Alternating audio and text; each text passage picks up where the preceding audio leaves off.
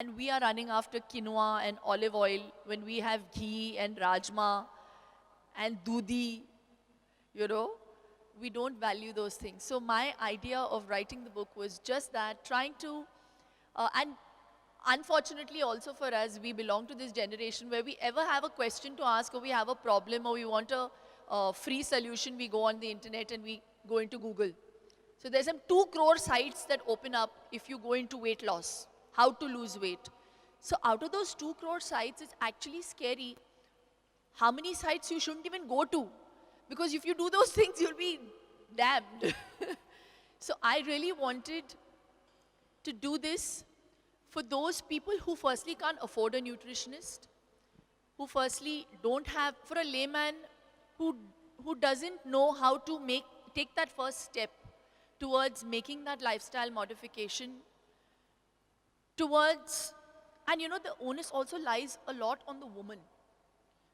Because we are homemakers, what we decide on in terms of a menu in the kitchen is what your family eats.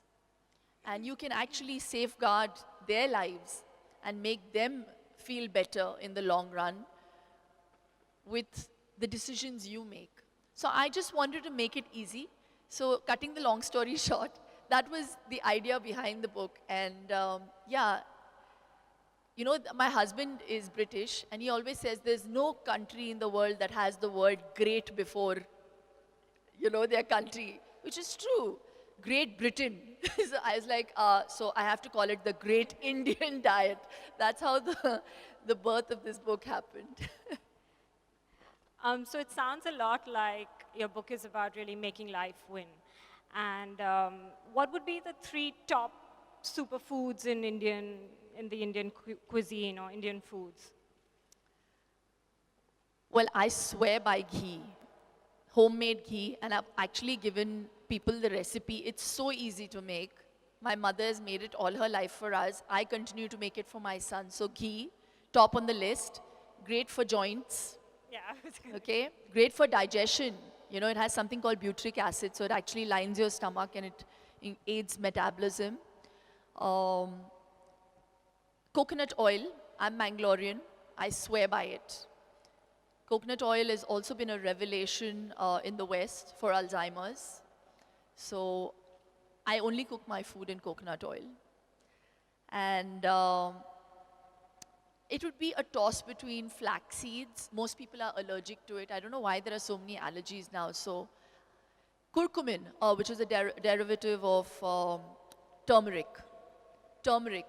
Haldi, simple haldi. Great usage in our Indian food. And actually most of us we're a race that's quite healthy. It's only this generation. I really want to go back to the times as recently as 70 years ago. We used to eat healthier till then. After that, I think aerated drinks and junk food and all the, yeah, I don't want to take names, I might get sued. But I just feel we've complicated our lives with that. But if we just stick to the simple stuff, our lives will become far more simpler.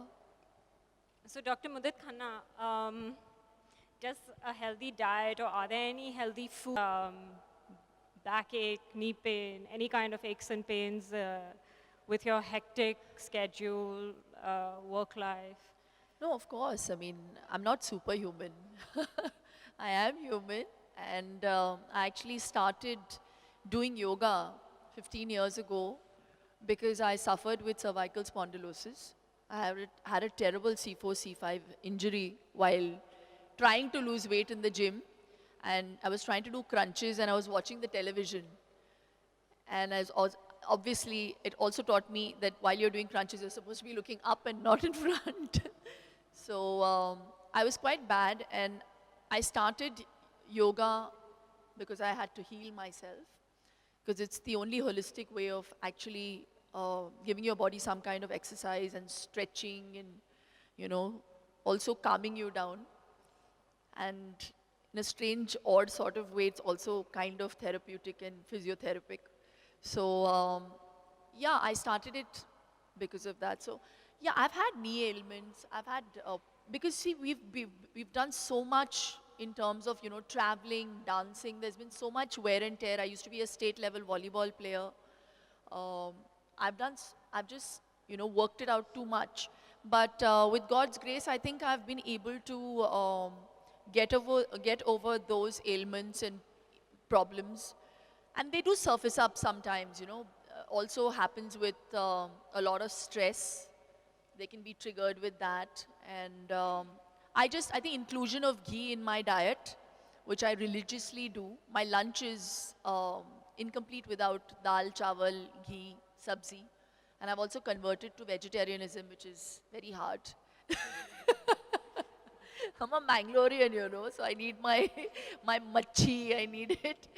But I've given it up because I really believe it's important to shock your body sometimes also. Otherwise your body gets very bored.